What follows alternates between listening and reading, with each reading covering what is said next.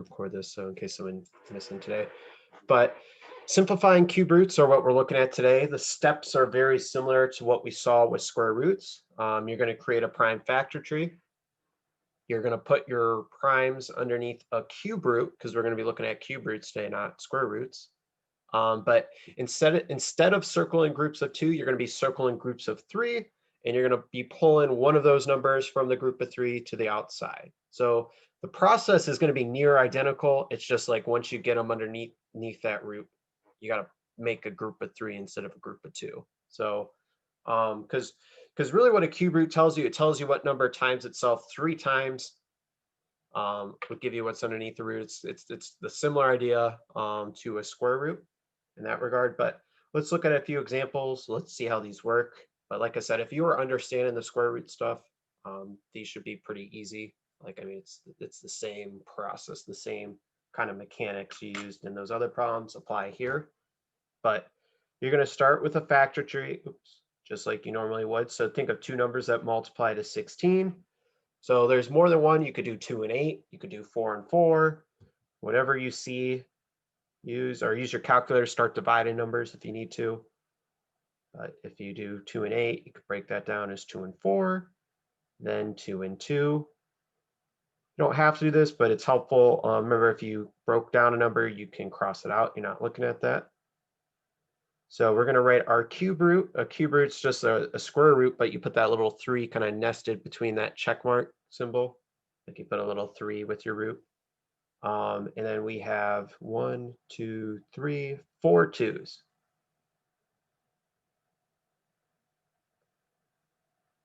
So be careful.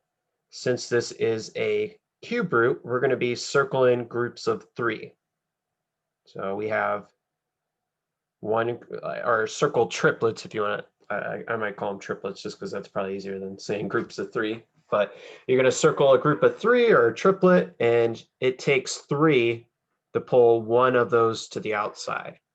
So, and once you pull it to the outside, like these 3 2s on the inside would vanish. So our answer would be a 2 on the outside.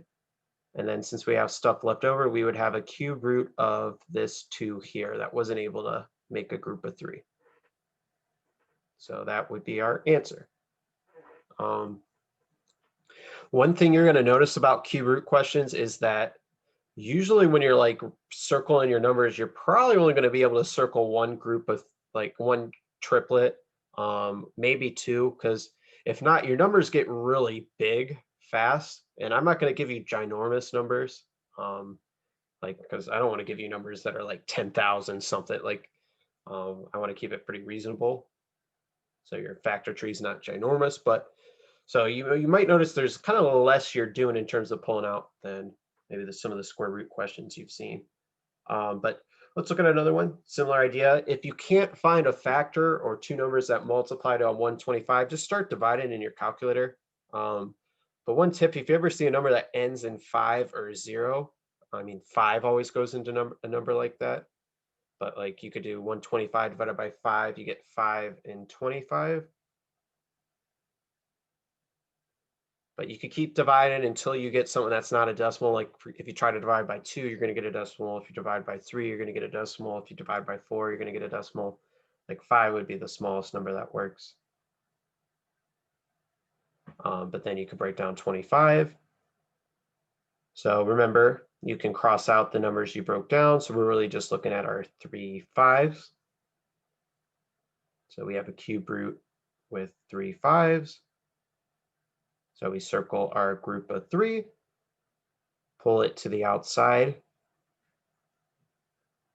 Remember, when you do that, these vanish. So since there's nothing underneath our radical, like we used everything, that would just be our answer. So since this is cube root, so remember when we had the 2 groups, so now it's going to be 3. So if we got a group of 3, then pull it out. Exactly. So and I don't know if we'll do them or not, but if you ever saw a 4th root, you would just be circling groups of 4, just so you know. But I don't know if we'll see those or not.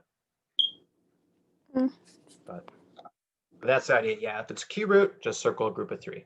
Exactly. All right, let's do one more, and then maybe I'll have you try number 4. So like I said, just try and figure out a number that divides, or that, sorry, multiplies to 135. So if you can't see it right away, you can start dividing. But like if it's not even, 2 is not going to work. 3 doesn't. Oh wait, 3 does work.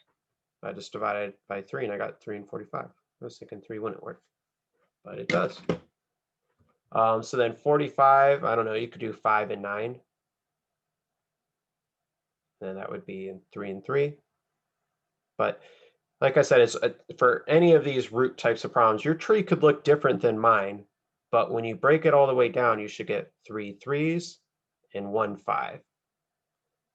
So when we write this underneath our cube root, we have 3 3s and 1 5. So if we circle our group, we would pull a 3 to the outside. Remember, those vanish once you pull. It takes 3 basically on the inside to make 1 on the outside. So we would have 3 cube root of what was left over, this 5. Honestly, one of the most common mistakes people make a lot of times is they forget to put, oops, I didn't mean to use the pencil on to highlight. They forget to put the 3 with the radical. Now that's kind of hard to see on the computer screen actually when I highlight. Maybe I'll do a different color, but a lot of people forget to put that 3. So just don't forget to do that. I'll explain tomorrow, like in the assignment, how I want you to write those in, since you'll be typing in your answers. But obviously, it's kind of weird being online. But if you're doing it on paper and pencil, that's a common mistake. But how about you guys try question 4? So see if you can break it down. If you need help getting started, you could do 25 and 10, or you could do 2 and 125. That helps you get it going at least, so you get some smaller numbers. But I'll give you guys a second if you want to try to, and we'll kind of call it a day. So looking at number 5 now, these questions are pretty much the same idea, except just like yesterday, we saw some questions. If you have a number already on the outside, when you get to this step after you've done your factor tree, you're just going to start with a 5 already on the outside. So whatever else you pull out, you'll multiply by that 5. So it really doesn't change anything in terms of that. But if you break this one down, like for example, this one, 64, you could do 8 and 8, or you could do like 2 and 32, or 4 and 16. There's plenty of options, but so this would be 4 and 2, 2 and 2. Same thing here. So we get a ton of 2s, basically. So we can cancel out the things we broke down.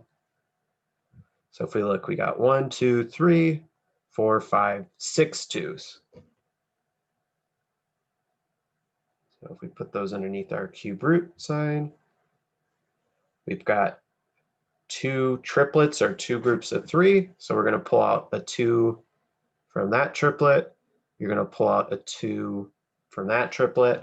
So we'd have 2 times 2 times 5. And since there's nothing left here, like remember when you pull it out, these kind of like go away.